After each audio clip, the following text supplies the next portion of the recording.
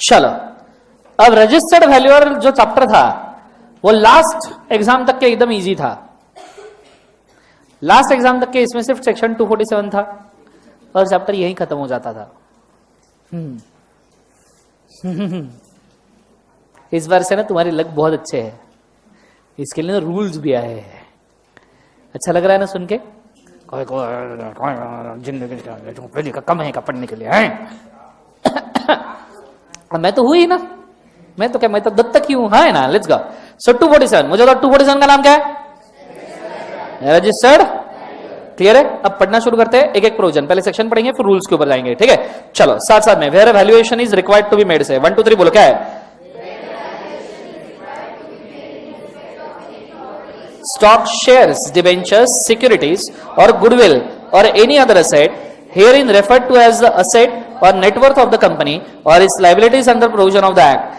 It shall be valued by person having such a qualification and experience and registered valuer as a registered valuer in such a manner or such a terms and condition as may be prescribed and appointed by audit committee or in its absence by board of directors of the company. Simply हम एक qualified person को registered valuer बनाए जिसको appoint किसने किया हो? Board of director या तो फिर कौन सा कमेटी? Audit committee. दोनों में से कोई भी अपॉइंट कर सकता है। तो साइड में लिख के रखो अपॉइंटमेंट बाय बोर्ड और ऑडिट कमेटी। ऑडिट कमेटी का सेक्शन कौन सा है? 177।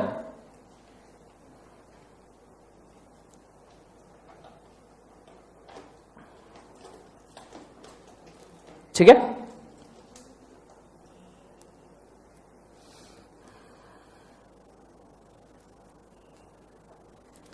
नेक्स्ट वाला अब आता है फेंकने वाला एरिया। पूरे दुनिया के जगजाहिर क्वालिफिकेशंस जो आप तुमको फेंकने में बहुत मजा आता है। खुद भी पूछा किसी का भी क्वालिफिकेशन तुम बिंदास फेंक सकते हो इसको। He shall make impartial true and fair valuation of the assets as may be valued, exercise due diligence with the performance of the function as a valuer, make a valuation according to the rules as may be prescribed। ये तो favourite sentence है, as may be prescribed। वाह, इसको देखकर मजा आ जाता है। आगे, not undertake valuation of the asset in which he has a direct or indirect interest to become interested at any time during the period of 3 years prior to his appointment as a valuer or 3 years after the valuation of the asset was conducted by him। ये आपको नहीं झेपेगा, एक बार वापस पढ़ के देखो। झेप्या नहीं झेप्या मेरे को सांगू, झेपेगा? बोले ऐसे असेट का वैल्यूएशन नहीं करना चाहिए, इसको मैं प्यार से कहता हूं प्रोहिबिटेड असेट।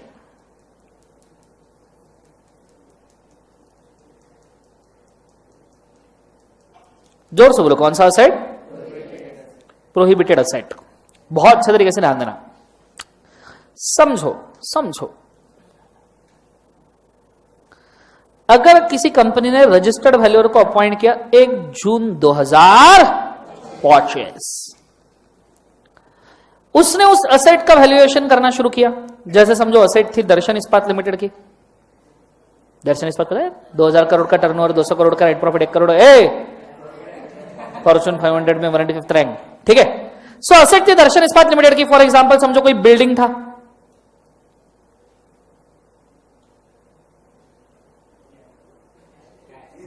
अबे बिल्डिंग है ना बे, ये झाड़,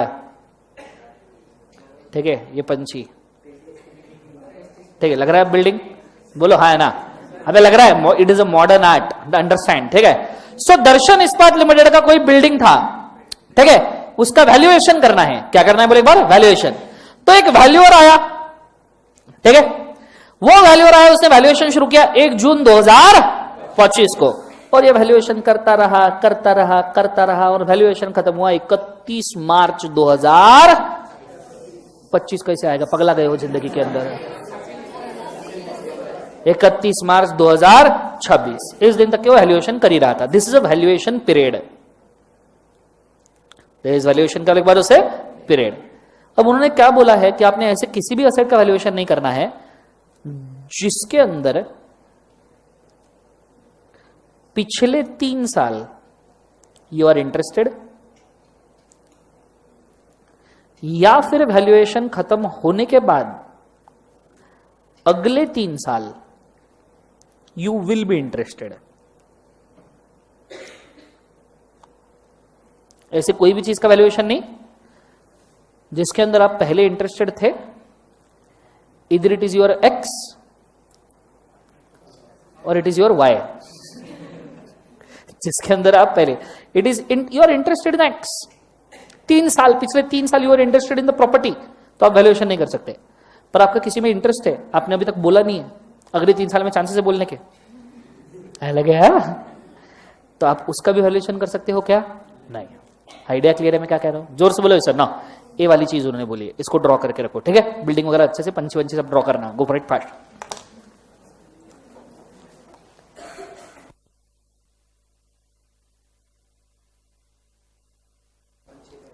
बोलो हाँ है ना? ओके, पंची वगैरह ड्रॉ किए सबने, सब अच्छे से, वेरी गुड। एक चीज होने के बाद में आगे बढ़ रहा हूं मैं, ये चीज होने के बाद में अगले इसके ऊपर आ जाओ। If the valuer contravenes the provision, तो पेनल्टी कितना है? हे मां शक्त है, अबे बोलो 25,000 से कितना? 1 लाख। सर्कल करो उसको, पहले झटके में तो बोलते ही नहीं है।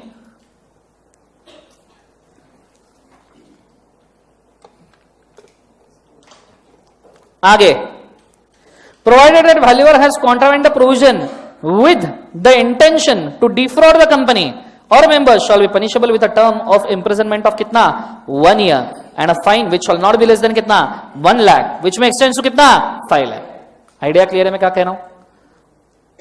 नीचे point number 4, where a valuer has been convicted under subsection 3 he shall be liable to refund the remuneration received by him to किसको लिखवा दो से? Company, pay the damages to company or to any other person for the loss out of incorrect or misleading statement। मतलब ये भी expert जैसा ही liability हुआ, prospectus में एक्सपर्ट जो लाइबिलिटी वेयर करता है ना, सेम ही हुआ, तो वहां लिख के रखो it is a liability similar, it is a liability similar to the expert who gives an opinion in prospectus।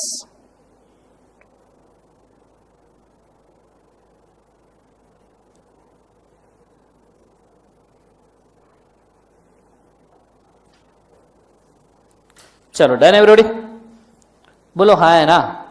ये चीज होने के बाद में आगे बढ़ते हैं हम, अगला वाला आगे आते हैं रजिस्टर्ड वैल्यूएशन रूल्स, जिनका ईयर है 2000 का बाद से 17। क्लियर है? टोटली अमेंडेड है। इसके अंदर अलग थलग डेफिनेशन देके रखी है, वो आराम से पढ़ते रहना। मैं स्ट्रेट वे कंटेंट पे जा रहा हूं, जहां जहां पे डेफिनेशन की जरूरत पड़ेगी वहां पे वो मैं लेता रहूंगा, ठीक है? Eligibility for being registered valuer, अगर आपको रजिस्टर्ड वैल्यूअर बनना है तो आपको क्या क्या बनने की जरूरत है? पहला, a person is eligible to become registered valuer is a valuer member of registered valuer organisation. अगर वो किसी स्पेसिफिक रजिस्टर्ड वैल्यूअर ऑर्गेनाइजेशन का मेंबर है तो, जैसे क्या चार्टर्ड अकाउंटेंट रजिस्टर्ड वैल्यूअर हो सकता है? बोलो हाँ है ना? ये क्रेडिट रेटिंग वाले रजिस्टर्ड वैल्यूअर हो सकते हैं क्या? ठीक है, आपको पता है रूल 5 में, हालांकि रूल 5 मैंने यहां पे नहीं दिया बिकॉज रूल 5 काफी लंबा चौड़ा है, उसके अंदर तमाम वो ऑर्गेनाइजेशन लिखी है दुनिया की जिसके अंदर रजिस्टर्ड वैल्यूएशन कर सकते हो।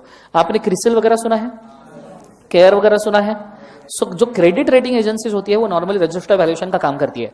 चार्टर्ड अकाउंटेंट फर्म्स भी रजिस्टर्ड वैल्यूएशन का काम कर सकती है, तो वहां पे लिखो normally credit rating agencies and chartered accountant firms. ठीक है, रूल 5 में इनका लंबा चौड़ा लिस्ट है। इफ यू विश आप एक बार इसको सर्च कर सकते हो गूगल के ऊपर कि रूल 5 के अंदर क्या क्या आएगा।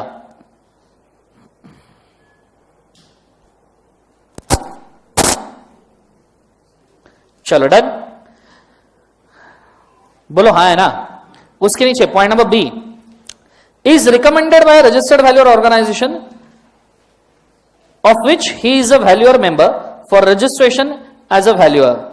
Point number C, he has a valuation exam, he passed the valuation examination under rule 5 within 3 years preceding the date of making application for registration।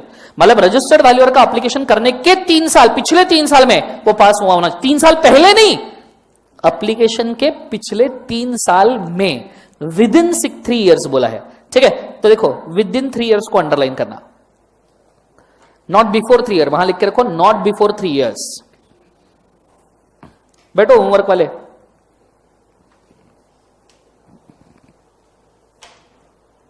आगे लिख लिया सबने? possess requisite qualification and experience as per rule number कौन सा है? 4। अब कौन सा क्वालिफिकेशन एक्सपीरियंस चाहिए? नीचे देखो रूल नंबर 4 मेंशन क्या है, इमीडिएटली नीचे देख रहा है? अब यहाँ खतरनाक खतरनाक क्वालिफिकेशन एक्सपीरियंस है। हाँ, सब जन अच्छे तरीके से ध्यान देना। रेडी? सब जन साथ में पढ़ेंगे। एन इंडिविजुअल से सब जन साथ में 1 2 3 बोल क्या है? An individual shall have the following qualification experience to be eligible to be registered valuer under rule number कौन सा है? 3. A. Post graduate degree or post graduate diploma in the specified discipline from university or institute established, recognized, incorporated by law in India and at least 3 years of experience in specified discipline thereafter. M.Com चलेगा क्या? M.Com चलेगा? M.Com with 3 years experience चल सकता है? बोलो हाँ है ना? स्पेसिफाइड मतलब नॉर्मली सभी यूनिवर्सिटी रिकॉग्नाइज्ड ही होती है। सो M.Com विथ 3 years एक्सपीरियंस चलेगा क्या? लिखो हाँ, M.Com plus 3 years experience allowed. B.Com with 3 years PG चाहिए क्या? PG चाहिए क्या? सो वहां लिखो B.Com with 3 years not allowed. B.Com with 3 years not allowed. अच्छा, CA with 3 years? CA with 3 years? Is CA is equal to post graduation? पक्का? लिखो CA with 3 years. अच्छा, 3 years कौन से आर्टिकलशिप वाले? कि उसके अलग से वैल्यूएशन के 3 years चाहिए? क्या आर्टिकलशिप वाले चल जाएंगे? 3 years जॉब एक्सपीरियंस चाहिए, निकम्मो आर्टिकलशिप वाला मत टूस देना वहां पे। ठीक है, 3 years CA प्लस 3 years। अच्छा, CS प्लस 3 years चल सकता है, CA में प्लस 3 years चल सकता है। ठीक है, चलो नीचे अगला। हाँ, वैल्यूएशन में प्रॉपर वैल्यूएशन का एक्सपीरियंस 3 साल का। ठीक है, कोई भी नहीं तुम काम करोगे GST का, बोलोगे मेरे को वैल्यूएशन दे दो तो नहीं।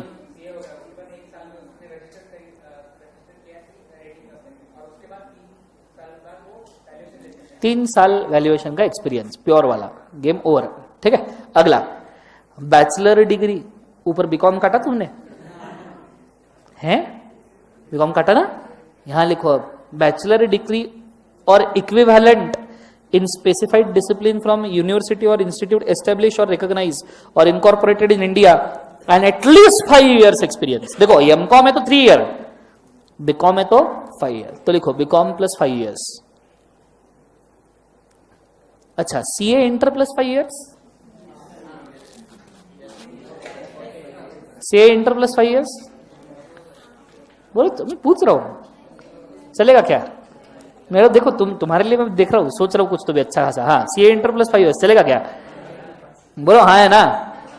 कुछ यूनिवर्सिटी CA को एज ए B.Com की डिग्री मानता है 3 year, पर बेसिकली नहीं। इसके ऊपर जैसे इग्नू, आपको शायद नहीं पता, Indira Gandhi open university intermediate के बाद सिर्फ 4 पेपर देने पे B.Com का डिग्री देता है आपको। क्लियर? इंटर का पूरा इंटर क्लियर करो और सिर्फ 4 पेपर दो तो B.Com की डिग्री मिल जाएगी, और वो CA पूरा कंप्लीट करो और 5 पेपर दो तो M.Com की डिग्री मिल जाएगी। इग्नू करता है ये, आपको बताइए। इंस्टीट्यूट के साइट के ऊपर इसका नोटिस भी अच्छा खासा। ठीक है, मेरे को मैसेज करना मत, मेरे को नहीं मालूम। ठीक है, मेरे को नहीं मालूम, मैं सच्ची, मेरे को मैसेज करना मैं ब्लॉक कर दूंगा, याद रखना। नहीं तो सर वो इग्नू का बोला था आपने, बताओ। मेरे को सच्ची नहीं मालूम, मैंने सिर्फ ये इंस्टीट्यूट के साइट पे देखा है, बाकी डिटेलिंग मेरे को कुछ नहीं मालूम, लेकिन वहां ऐसा ट्रीटी इग्नू के साथ है। क्लियर है आंसर सबको? हाँ है ना? ये चीज को याद रखना, मेरे को मैसेज करना मत। ठीक है, ये चीज होने के बाद में नीचे, सो बैचलर्स डिग्री हो गया। अगला वाला membership of professional, oh my God, establish under the act of parliament. Oh my God, ये तो हमारे हर कवर पेज के ऊपर लिखा होता है। An institute establish under the act of parliament, है ना? तो अब यहां CA में तीनों कवर किए जाएंगे। एक्चुअली कवर हो जाएगा क्या? एक्चुअली नहीं, एक्चुअली कवर होगा क्या? Actually yes.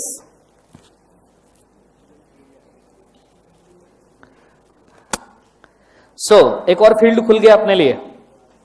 सर फील्ड तो बहुत खुल रहे हैं, पर पढ़ाई फील्ड जितनी खुल नहीं रही।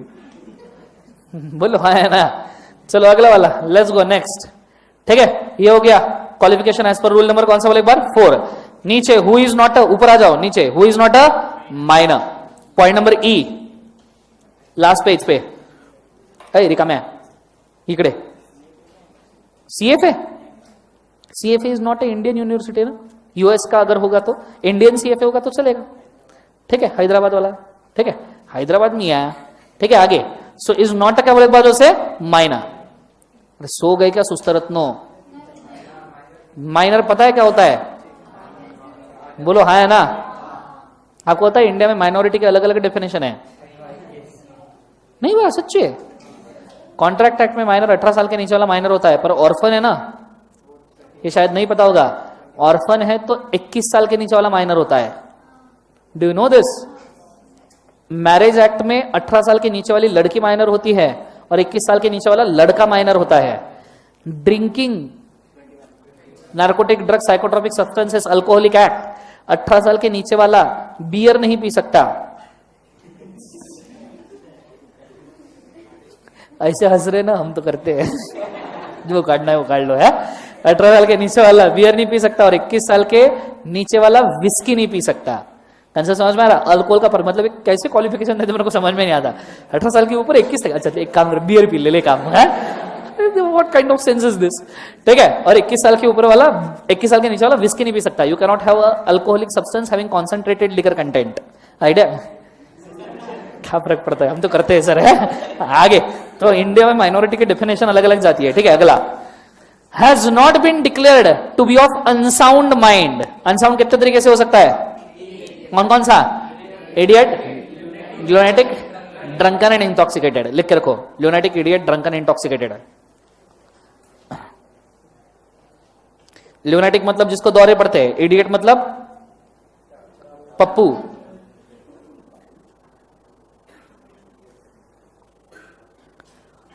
नेक्स्ट वाला is not an undischarged bankrupt or has not applied to be adjudicated as bankrupt. वही बन सकता है, मतलब अगर अनडिस्चार्ज है या अप्लाइड है तो बन नहीं सकता। आगे, is a person resident in India. What is the definition of residence here? 182 days in current या प्रीवियस? वो रेसिडेंट डायरेक्टर का डेफिनेशन था। बोलो, नीचे का एक्सप्लेनेशन दिया है क्या रेसिडेंस का? एक्सप्लेनेशन में कुछ दिया है? नहीं दिया है।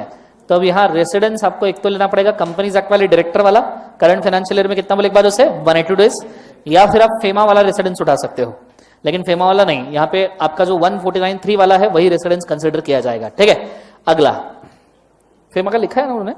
हाँ लिखा है ना फेमा, सी मैं वही बोल रहा था। Foreign exchange management act 2 subsection V best, ये तो हम देखने वाले हैं। और ये रेसिडेंस का डेफिनेशन तो हम 1.5 घंटे तक देखते रहते हैं। ठीक है, तो फेमा में आएगा। ठीक है, 1.5 घंटा बकायदा इसका टाइम आएगा। नंगा ही तो आया, पूरा फेमा लेके जाएगा। ठीक है आगे, ये होने के बाद हैज नॉट बीन कॉन्विक्टेड से, रेडी समझन साथ में 1 2 3 बोलो क्या है? Has not been convicted by any competent court for an offence punishable with imprisonment for a term exceeding 6 months or for any offense involving moral turpitude। Same ditto same 164(1)(d) लिखो। हाँ 164(1)(d) ठीक है। और 7 साल की jail हुई तो फिर तो ठाकुर तो गियो। आगे, has not been levied a penalty under 271(j) of income tax act by CIT और CCIT, मतलब तुमने टैक्स वाला झोल नहीं करना चाहिए, नहीं तो खुद वैल्यूअर खुद ही ने टैक्स का झोल कर दिया, चलेगा क्या? नहीं। अगला, is a fit and proper person. ये फेंकने वाली चीज है, but what is the meaning of fit and proper person? उन्होंने एक्सप्लेनेशन दिया है, person of ability, integrity, reputation, character, absence of conviction and restraint of order, competence in financial, insolvency, मतलब basic, हाँ सॉल्वेंसी, मतलब वो बंदा बेसिकली सब फेंकने वाली चीजें होना चाहिए। क्लियर? Integrity, ability. ऑडिटर कैसा होना चाहिए? Integrated ability. डायरेक्टर कैसा होना चाहिए? Integrated ability. Valuer integrated ability. तुम कैसे होनी चाहिए? Integrated ability. आदमी कैसा होना चाहिए? Integrated ability. एक ही बात है। ठीक, एलियन भी कैसा? Integrated ability. यस और नो? तो ये चीज को याद रखना, ये तो नॉर्मल सा है। कॉन्विक्शन नहीं होना चाहिए, ये खास है, और फाइनेंशियल सॉल्वेंसी उसका होना चाहिए, नहीं तो खुद वैल्यूअर और खुद ही सॉल्वेंट नहीं है। क्लियर है? आगे, नो पार्टनरशिप एंटिटी और company shall be eligible to be registered valuer. Star mark करो। कोई भी फर्म या कंपनी रजिस्टर्ड वैल्यूअर नहीं बन सकता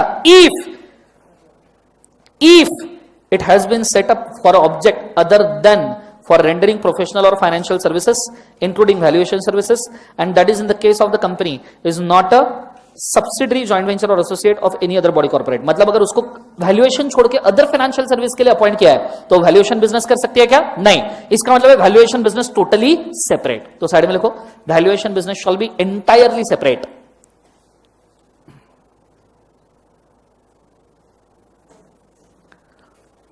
Valuation business shall be entirely separate.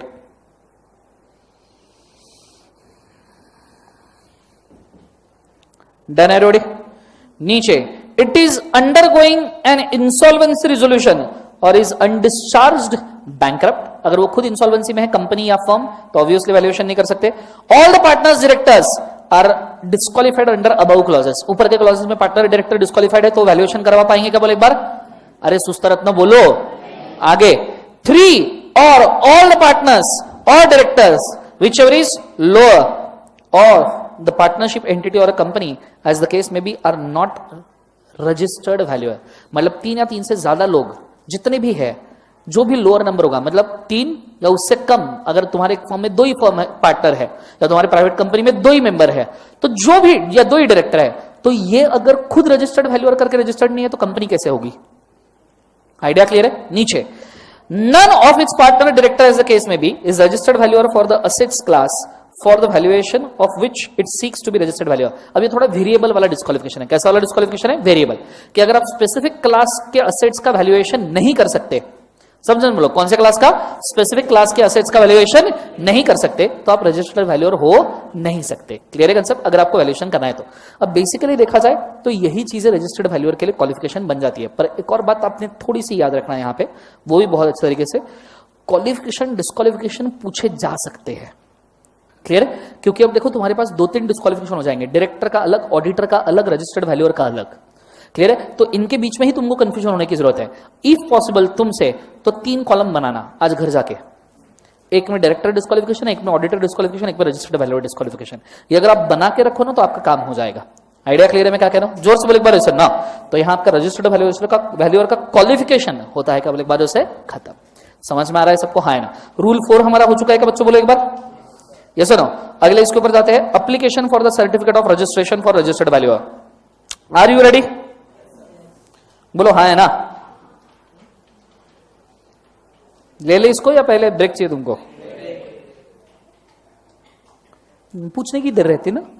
Class में क्यों आते हो? सर ब्रेक के लिए. ब्रेक से वापस क्यों? सर छूटने के लिए. है ठीक है. एक काम करो 10 मिनट का ब्रेक ले लो, फिर उसके बाद में कंटिन्यू करेंगे. जो ये एज अमेंडमेंट लेक्चर करके इसको देख रहे हैं, कोई ब्रेक नहीं, इसके बाद लगेज कंटिन्यू होगा आगे. ठीक है चलो गो for it fast. Okay, now after the break, we are going for registered valuer का नेक्स्ट वाला कंटेंट. ठीक है, अभी तक हमने ये देखा रजिस्टर्ड वैल्यूअर क्या काम करता है.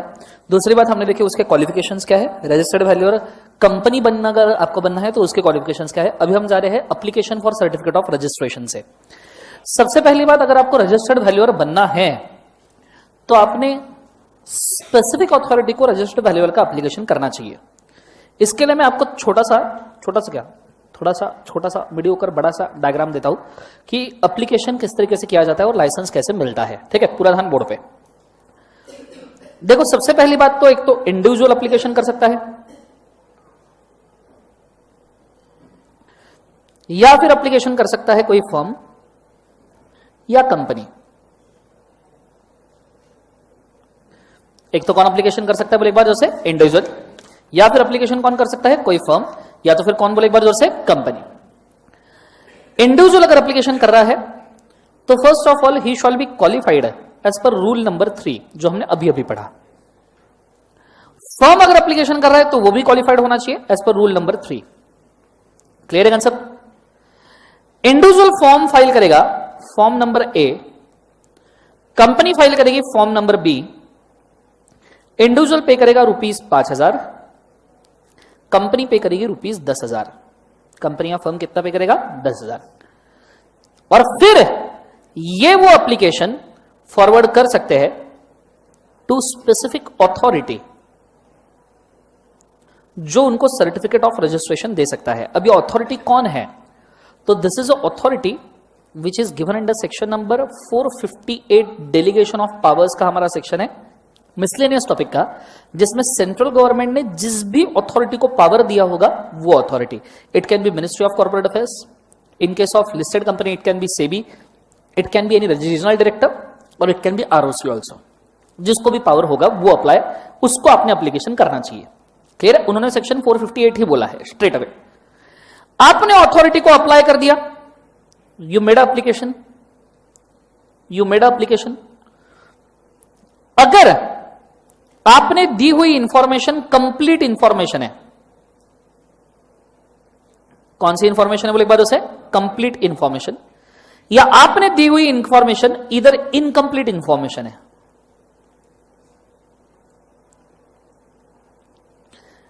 अगर आपने दी हुई इंफॉर्मेशन इनकंप्लीट है, बहुत अच्छे तरीके से ध्यान देना, तो यहां से थोड़ा सिचुएशन चेंज हो जाएगा। I use orange colour. Incomplete information के केस में यह आपको कम्युनिकेट किया जाता है और आपको it shall be communicated to you, मतलब जो एप्लीकेशन कर रहा है कम्युनिकेशन टू एप्लीकेंट किया जाता है, और जो एप्लीकेंट है उसको 21 डेज मिलते हैं इस चीज को कंप्लीट करने में। Complete information shawl be submitted, complete information shawl be submitted. अगर एप्लीकेंट ने 21 डेज में कंप्लीट इंफॉर्मेशन सबमिट कर दिया तो it is further divided into 2 parts. Either your application will be accepted or your application will be rejected. पर rejection के साथ में आपको क्या देना पड़ेगा, एक बार उसे रीजन, रिजेक्शन के साथ में क्या देना पड़ेगा, रीजन। और आपको पता है ये रिजेक्शन करने के लिए मतलब अथॉरिटी ने कम्युनिकेट करने के लिए एप्लीकेशन से 21 डेज का टाइम छोड़ के और 45 डेज का टाइम लिया जाएगा for authority to communicate rejection to applicant. मतलब देखो रिजेक्शन 45 डेज में कम्युनिकेट किया जाएगा। कितने डेज में? 45। क्यों 45 डेज? आपको रिसर्च करना पड़ेगा, आपको इन्वेस्टिगेशन करना पड़ेगा, सॉरी, आपको इन्वेस्टिगेशन करना पड़ेगा, आपको देखना पड़ेगा कि सच में एप्लीकेशन एक्सेप्ट करने लायक है या रिजेक्ट करने लायक है। तो ये टोटली रिजेक्ट हो जाएगा। So this entire situation will become red एकदम। ठीक है, तो परमानेंट एप्लीकेशन क्या हो जाएगा? सब जन बोलो क्या होगा? बोले एक बार उसे रिजेक्टेड। ठीक है, विथ क्या देना पड़ेगा? बोले एक बार उसे रीजन। समझ में आ रहा है सबको? हाँ है ना? और ये कितने दिनों में रिजेक्ट किया जाएगा? 21 डेज प्लस कितना डेज है? बोले एक बार उसे 45 डेज। 21 डेज कौन से? जो पहले वाले थे। These are the only 21 days जो मैं यहां पे बात कर रहा हूं। होल्ड 1 सेकंड, ये वही 21 दिन है जिनकी मैं बात कर रहा हूं। सो 21 डेज प्लस कौन सा? बोले एक बार उसे 45 डेज के अंदर रिजेक्शन कम्युनिकेट करना है। आइडिया क्लियर है?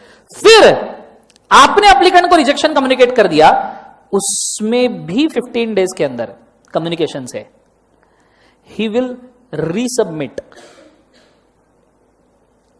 एप्लीकेशन। ही कैन रीसबमिट के बाद उसे application with correct manner. Correct क्या? एक बार उसे मैनर। उसके पास ऑप्शन है कि फिर भी 15 दिन के अंदर वो एप्लीकेशन रीसबमिट कर सकता है करेक्ट मैनर में। इसके अंदर अब बन जाएंगे 2 चीजें। एरो आएगा ऑरेंज वाला, कितनी चीजें बन जाएगी? 2। एरो आएगा ऑरेंज वाला।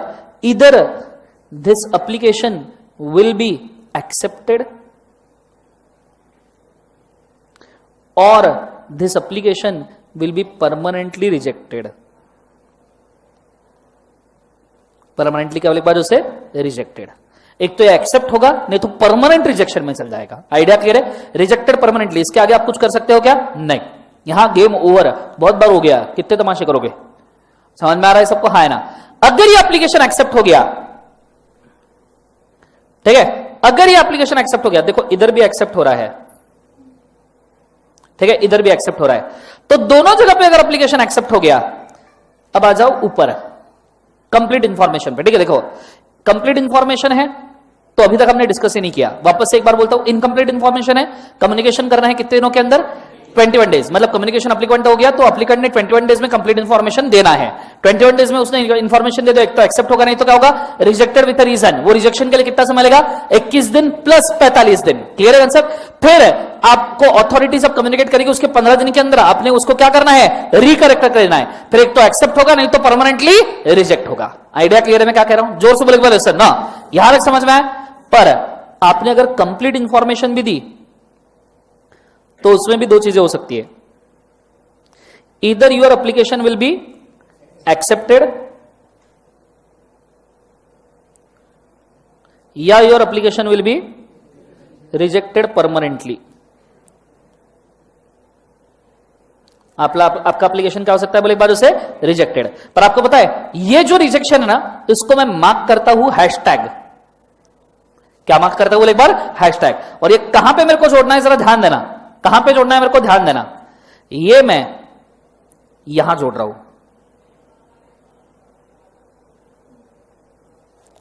कंसेप्ट समझ में आ रहा है सबको, हाँ है ना, कि इधर रिजेक्ट हो गया एप्लीकेशन, वहां की नीचे की प्रोसेस सेम रहेगी। वो आपका रिजेक्शन कितने दिन में कम्युनिकेट करेंगे, 45 डे। अब जहां से हैशटैग है उसमें 21 डेज नहीं आएंगे। क्लियर है, क्योंकि 21 डेज तो हम इंफॉर्मेशन के लिए देते हैं ना, तो यहां पे हैशटैग जहां से मैंने ऐड किया उसके लिए 21 डेज लेने हैं क्या, नहीं। नॉर्मल अगर 21 डेज ऊपर है तो है, नहीं तो 21 डेज यहां ऐड नहीं करने, यहां पे सिर्फ कितने दिन कंसीडर किए जाएंगे, 45, नीचे का प्रोसेस सेम। आइडिया क्लियर है मैं क्या कह रहा हूं, जोर से बोले सर ना। अब देखो एप्लीकेशन कहां का एक्सेप्ट हो रहा है, see this one, application accepted eight point number ये वाला, ठीक है, दिस इज एक्सेप्टेड। यहां मैं लिखता हूं बड़ा ए, एक्सेप्टेड, एक्सेप्टेड, तीनों एक्सेप्टेंस जमा हो गए, बोलो हाँ है ना।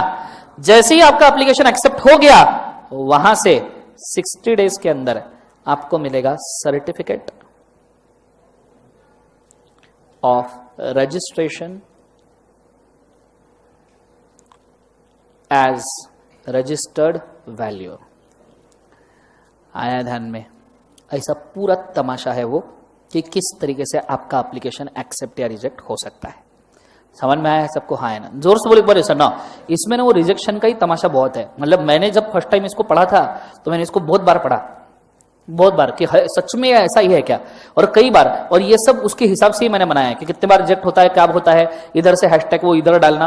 अब समझ में ही नहीं आ रहा था इसको कैसे इंटरप्रेट करूं, अल्टीमेटली फिर डायग्राम ऐसा एंड में वो काबिल हुआ। कंसेप्ट समझ में आ रहा है सबको, हाँ है ना। तो इसका हेडिंग क्या है, application for certificate of registration. Heading देकर रखता हूं, एप्लीकेशन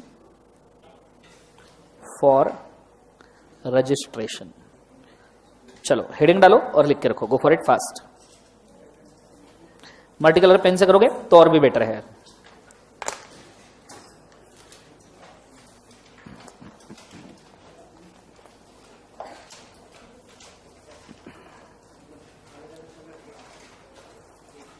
मैं थोड़ा हैशटैग चेंज करूं क्या, मैं इसको ना यहां, एनीवेज मैंने रिजेक्टेड लिखा है, आपको कंफ्यूजन होगा वरना मैं ना हैशटैग को इधर ही ऐड करता हूं, मतलब दिमाग को टेंशन ही नहीं।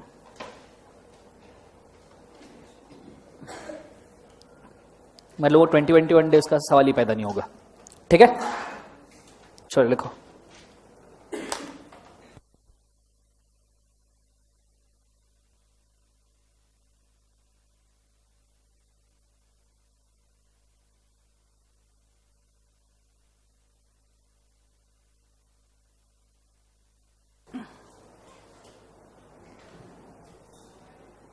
चलो डन एवरीबॉडी, बोलो हाँ है ना। चलो यहां पे खत्म हो चुका है एप्लीकेशन फॉर क्या एक बार सर्टिफिकेट ऑफ क्या एक बार उसे रजिस्ट्रेशन, ठीक है। अब ये चीज होने के बाद में मैं वापस जा रहा हूं बुक के अंदर, पूरा आ जाना, ध्यान देना बोर्ड के ऊपर, रेडी लेट्स गो। तो ये पूरे प्रोसेस को मैंने एक्सप्लेन करके रखा है, वहां पे फॉर्म ए और बी 10,000 रुपीज 5,000 रुपीज, तो उसको घर पे जाके एक बार रीड करना है, ठीक है। नीचे कंडीशन ऑफ रजिस्ट्रेशन, कि आपको रजिस्ट्रेशन कब कब अलाउ किया जाएगा, ठीक है। तो नीचे देखना, सब जन अच्छे तरीके से ध्यान देना और साथ में पढ़ना, रेडी 1 2 3 बोलो। मैं जो जो चीजें मार्क करवा रहा हूं वो मार्क करके रखना, रेडी। पेन उठा लो, एक काम करो पूरे मार्किंग सी कर लो वरना आलसी पने में जिंदगी चल जाएगी तुम्हारी। Let's go. Conditions for registration, certificate granted subject to conditions of the valuer shawl all time possess eligibility and qualification experience as per rule number 3। मतलब रूल नंबर 3 में आपने जो क्वालिफिकेशन और एक्सपीरियंस लिया है उसके हिसाब से आपका क्वालिफिकेशन बना रहना चाहिए थ्रू आउट। आइडिया क्लियर है? तो वो बना रहना चाहिए। दूसरा, you shall comply with all acts, rules and bylaws. तीसरा, capacity of registered valuer shall not conduct valuation of the asset or class of asset जो उसको रिजेक्ट किया है। फॉर एग्जांपल, आपको इमूवेबल प्रॉपर्टी का वैल्यूएशन करने से मना करके रखा है तो you shall not do it. Clear है कंसेप्ट? नेक्स्ट वाला, take a prior permission of the authority for shifting its membership. अगर आपको आपकी मेंबरशिप शिफ्ट करनी है या आपको मेंबरशिप किसी को देनी है तो ऐसे सिचुएशन में आपने अथॉरिटी का परमिशन लेना जरूरी है। सभी एडिक्वेट स्टेप्स आपने लेने चाहिए इन्वेस्टर के कंप्लेंट्स को सॉल्व करने के लिए, इन्वेस्टर ग्रेवियंस से सॉल्व करने के लिए। क्लियर है? नीचे, maintain record for each assignment undertaken by him for at least कितने साल तक रिकॉर्ड मेंटेन करना है? 3 years। इसको स्टार मार्क करना, ये पूछा जा सकता है। Registered valuer shall maintain records for 3 years। नीचे, comply with the code of conduct of registered valuer organisation in he is a member. मतलब जिस ऑर्गेनाइजेशन में आप काम कर रहे हो, जैसे if you are working in ICAI, आप कहां पे काम कर रहे हो बोले बाद उसे आईसीआई, तो आपने आईसीआई का code of conduct professional ethics comply करना ही चाहिए। There is no question about it. Clear है? तो वहां साइड में लिख के रखो। For example, if a person belongs from, if a person is a CA, if a person is a CA, he shall comply with the rules of ICAI।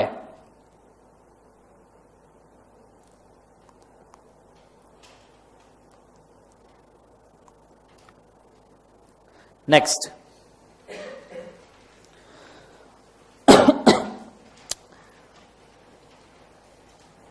ठीक है। Now आपके डायरेक्टर या पार्टनर अगर registered valuer है तो उन्होंने ही signing करना चाहिए रजिस्टर्ड वैल्यूएशन रिपोर्ट का। In case of partnership firm, entity or a company is registered valuer, it shall disclose to the company, it shall disclose to क्या बोला है बोले एक बार, company concern the extent of capital employed or contributed in a partnership firm or the entity। आप कितना capacity में capital लगाए हो वो भी मेंशन करना है। In case of partnership entity is registered valuer, be liable jointly and severally। आप jointly और severally liable हो जाओगे आपके सभी liabilities के लिए। In case of company, be liable along with a director, liable with a directors who signs the act in respect of the assignment in behalf of company। नीचे, in case of partnership entity or a company is registered valuer, immediately inform authority on the removal of the partners or director। अगर आप director या partner को हकालते हो तो भी आपको जल्दी से जल्दी बोलना है। comply with such other condition as may be imposed। इतनी सब चीजें आपको करनी पड़ेगी आपका रजिस्ट्रेशन बना के रखने के लिए। क्या करने के लिए? रजिस्ट्रेशन बना के रखने के लिए। आइडिया क्लियर है मैं क्या कह रहा हूं? जोर से बोले सर ना। नीचे, सर हमने रजिस्टर्ड वैल्यूअर बन गया, मैंने वैल्यूएशन किस हिसाब से करना चाहिए? Simple, as per international valuation standards, जैसे IFRS, इंड AS लिख के रखो, IFRS, इंड AS। ठीक है। दूसरा, या आपकी जो ऑर्गेनाइजेशन है उसके हिसाब से, ऑर्गेनाइजेशन मतलब जहां आप जॉब कर रहे हो वो नहीं, ऑर्गेनाइजेशन मतलब ICAI, ICAI ने अगर कोई अकाउंटिंग स्टैंडर्ड बोले है तो वो, कॉस्ट वर्ड्स अकाउंटेंट ने कोई कॉस्ट स्टैंडर्ड्स बोले तो वो, तो लिखो वहां पे as per AS, as per ICAI, costing standards as per CMA institute, CMA institute etcetera. लिखा सबने? बोलो हाँ है ना। नीचे, आपने आपके रजिस्टर्ड वैल्यूएशन रिपोर्ट में कौन कौन सी चीजों को इनपुट करना चाहिए और क्या क्या कंटेंट रखना चाहिए, फटाफट वो वर्ड मार्क करो जो मैं बोल रहा हूं। बैकग्राउंड इंफॉर्मेशन सर्कल करो। Point number 2, purpose of valuation circle करो। थर्ड, आइडेंटिटी को सर्कल करो, वैल्यूअर का आइडेंटिटी, मतलब आप कौन हो क्या हो ये वैल्यूएशन रिपोर्ट में होना चाहिए। नेक्स्ट वाला, वैल्यूअर्स इंटरेस्ट और कॉन्फ्लिक्ट, क्या उसका असेट में कोई इंटरेस्ट या कॉन्फ्लिक्ट है? जैसे मैंने आपको बोला था आपने कौन से असेट का वैल्यूएशन नहीं करना चाहिए जिसमें आप इंटरेस्टेड हो 3 साल पहले या 3 साल बाद। आइडिया क्लियर है? सो वहां साइड में लिखो asset interested in last 3 year, assets in which interested in last 3 years,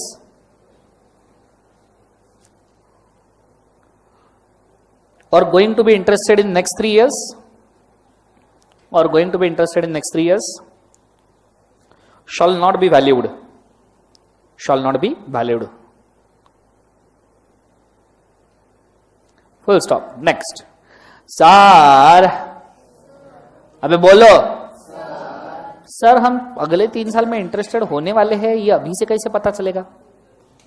समझो मैं अभी तक इंटरेस्टेड नहीं हूं, मैं वैल्यूएशन ले लिया, मेरे को कैसे पता चलेगा कि मैं अगले 3 साल में इंटरेस्टेड हो जाऊं? अगर समझो वैल्यूएशन होने के बाद मैं इंटरेस्टेड हुआ तो वही बोला है कि अगर आप वैल्यूएशन ले लो तो अगले 3 साल तक इंटरेस्टेड होना मत, अवॉइड करना। अगर आपने अवॉइड नहीं कर पाए तो पेनल्टी तो भी भर देना, तो ऑटोमेटिक अवॉइड कर पाओगे। आइडिया क्लियर है मैं क्या कह रहा हूं? जोर से बोले एक बार सर ना। नेक्स्ट वाला, अगला सवाल। Next, date of appointment underline करो। Next, inspection investigation. Next, source of information. Next, procedure जो आपने कंडक्ट किया वैल्यूएशन के लिए। उसके बाद में रेस्ट्रिक्शंस, मेजर फैक्टर जो आपने वैल्यूएशन के लिए कंसीडर किए, मेजर फैक्टर्स। नेक्स्ट, आपका कंक्लूजन क्या है? कंक्लूजन मतलब what is a valuation conclusion, मतलब कितना वैल्यूएशन आपने किया, तो वहां लिखो amount of valuation.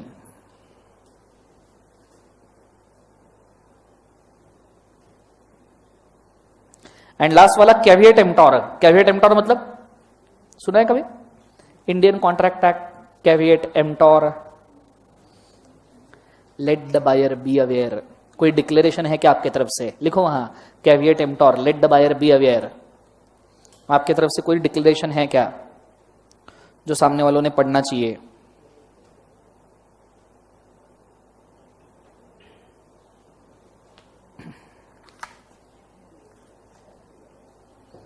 Done everybody? हाँ है ना? इतनी चीजें आपने, या डिक्लेरेशंस जो आपने रिपोर्ट में, इतनी चीजें आपने रिपोर्ट में देना जरूरी है। ओके, नेक्स्ट वाली चीज, क्या आप वैल्यूएशन रजिस्ट्रेशन सुरिंदर कर सकते हो? सुरिंदर सुना है? क्या आप वैल्यूएशन रजिस्ट्रेशन सुरिंदर कर सकते हो? टेम्पररी सुरिंदर आप कर सकते हो, परमानेंट तो आपका रिजेक्शन ही हो जाएगा। क्लियर है? तो टेम्पररी सरेंडर ऑफ रजिस्ट्रेशन, वैसे कोई प्रैक्टिकली इसको करता है नहीं, ठीक है? सब जन एक बार रजिस्ट्रेशन मिल गया तो उसको कोई मेंटेनेंस की इतनी बड़ी कोई फीस नहीं होती है जो हर बंदा सरेंडर करेगा। क्लियर? पर if you want to surrender it temporarily because of any reason, तो यू कैन डू दैट। उसके अंदर 2 चीजें हैं, टेम्पररी सरेंडर और दूसरा है फंक्शंस ऑफ द वैल्यूअर, जो थोड़े बहुत उन्होंने दिए हैं। मैं चाहूंगा दोनों यही कहीं पढ़ लो, छोटा सा कंटेंट है, इमीडिएटली पढ़ लो, और जो समझ में आ रहा है मार्क कर लो।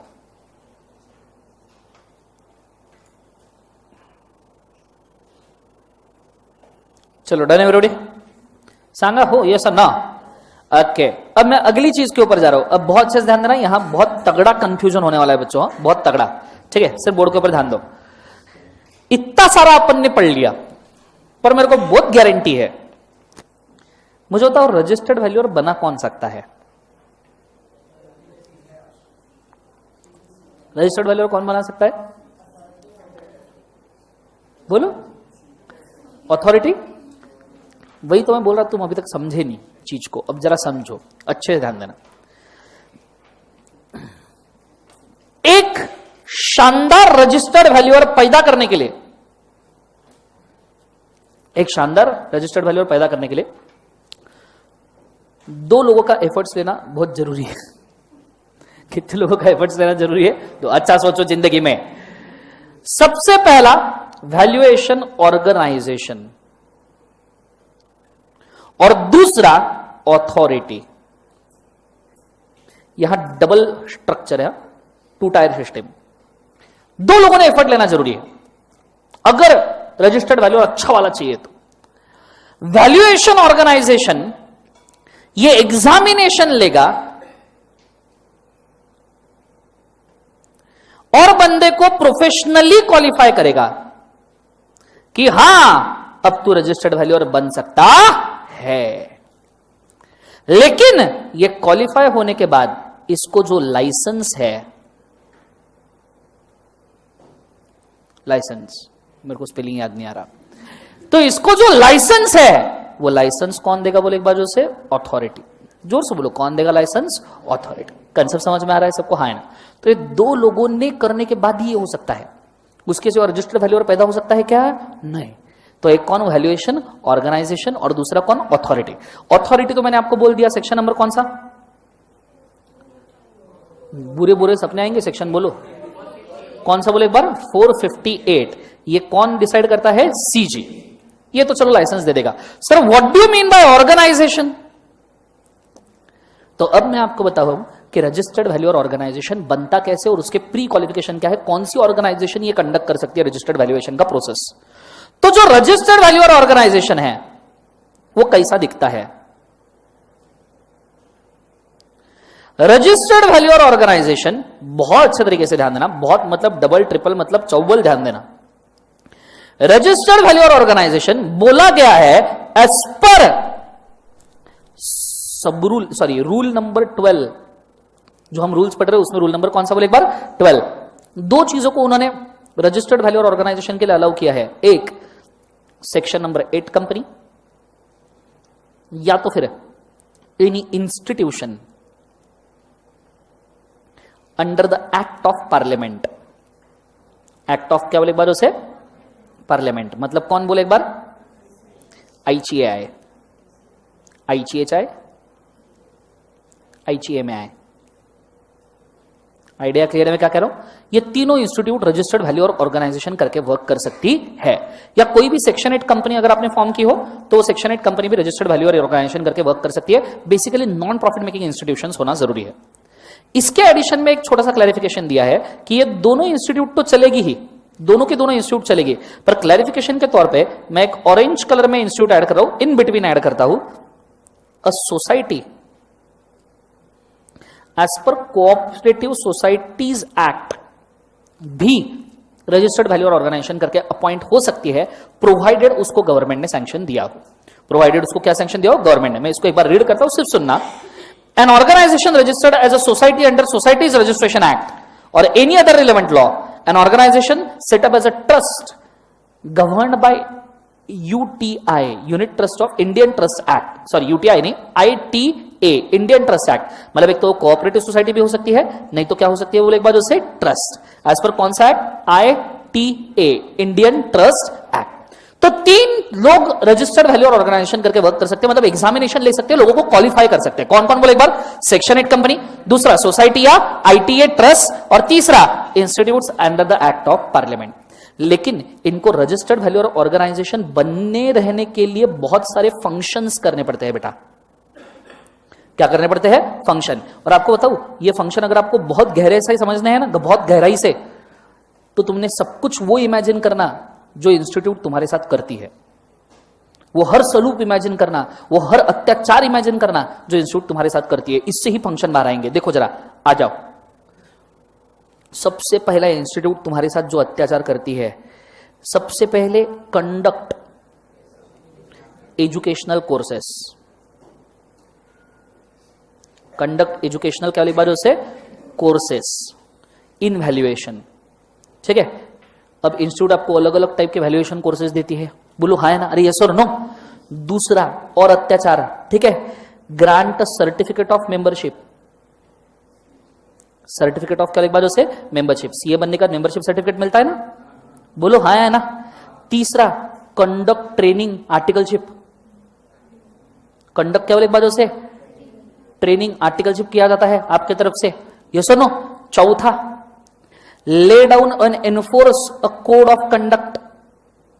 कोड ऑफ क्या बात उसे? कंडक्ट। जैसे आपको ऑडिट में है 16 मार्क के लिए professional ethics, code of conduct बन गया तुम्हारा। नेक्स्ट वाला provide for any continuing education, further education. जैसे आप सीए बनने के बाद भी इंस्टीट्यूट सर्टिफिकेट कोर्सेस अलाउ करती है, CPERs वगैरह, यस और नो?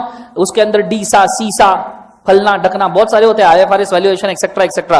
नेक्स्ट वाला monitor and reviews the function. आपको पता है आपके फंक्शन को मॉनिटर और रिव्यू किया जाता है, और आपके फंक्शन को मॉनिटर और रिव्यू करने के लिए इंस्टीट्यूट ने एक नया अथॉरिटी को खुद के सिर पे बिठा के रखा है।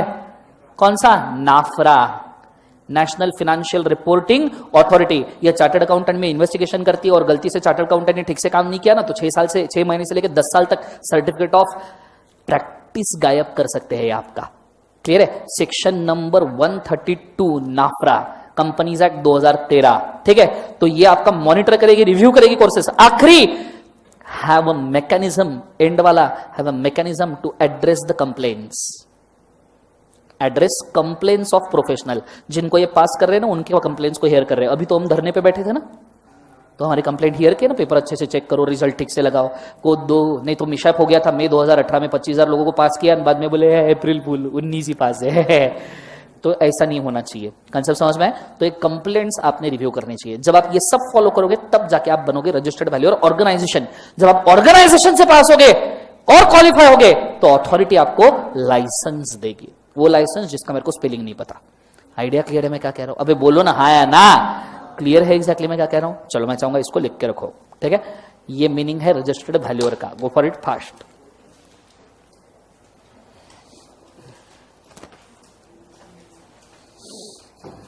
हो गया?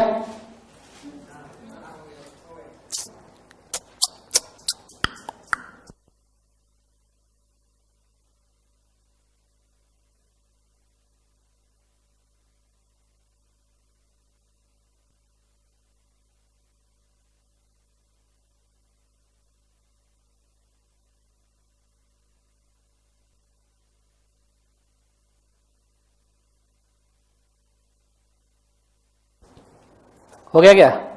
उसके नीचे लिखो further requirements to continue in organisation, further requirements to continue the licence of organisation, further requirements to continue licence of the organisation. मतलब ऑर्गेनाइजेशन बने रहना है तो क्या क्या करना है? Further requirements to continue licence of organisation,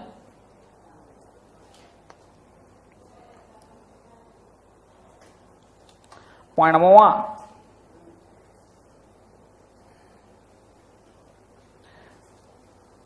continue to satisfy above requirements, continue to satisfy above requirements,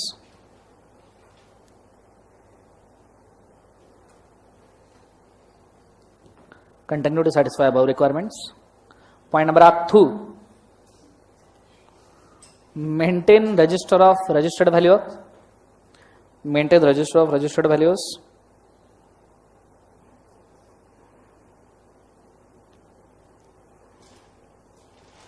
Next, point number 3, admit the individuals, admit individuals as per rule 4, मतलब जो क्वालिफाइड है वो, मतलब स्टूडेंट्स को ला लेना। इंस्टीट्यूट जैसे तुम्हारे registration लेते हैं ना फाउंडेशन से, अबे बोलो ना हाँ है ना। और फंड रेजिंग प्रोग्राम शुरू होते हैं, फिर GMCS 1, 2, ITT 1, 2, बोलो हाँ है ना। नेक्स्ट वाला, make such a report as authority requires, make a report as authority requires.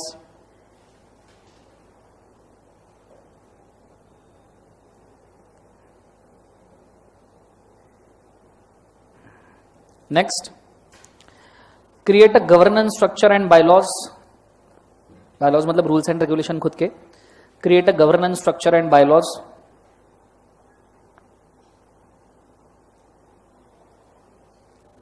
Next, display on website, display on website list of valuers, list of valuers.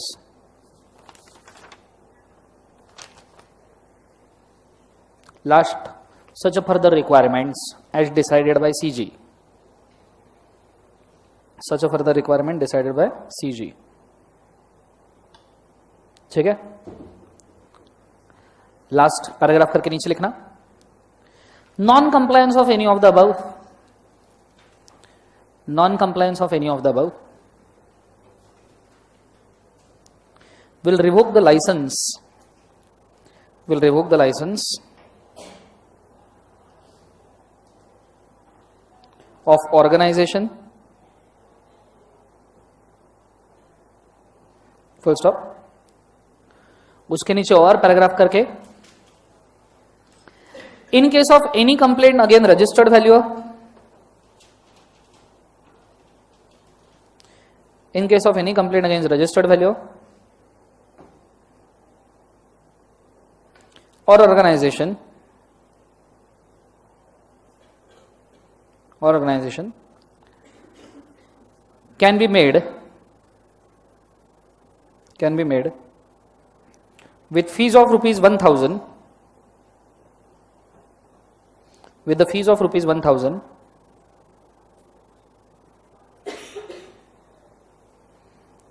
an authority will proceed against them. An authority will proceed against them.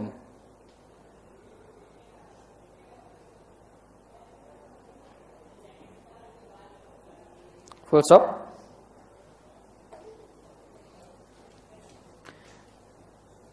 Paragraph करके last point. In case a valuer makes a false statement,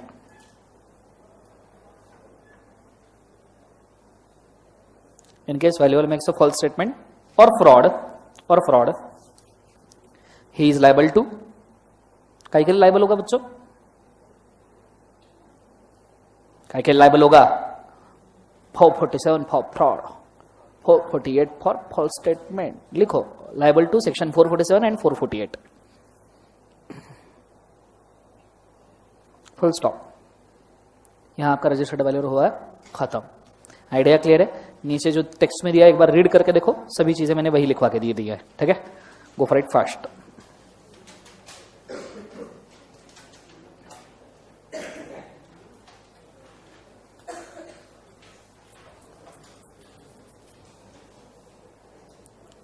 चलो done everybody. पढ़ रहे हो नहीं पढ़ रहे हो, मजाक कर रहे हो जिंदगी में? उसको घूरना नहीं है, पढ़ना है. कुछ लोगों को पढ़ो बोला तो घूरते रहते उसको.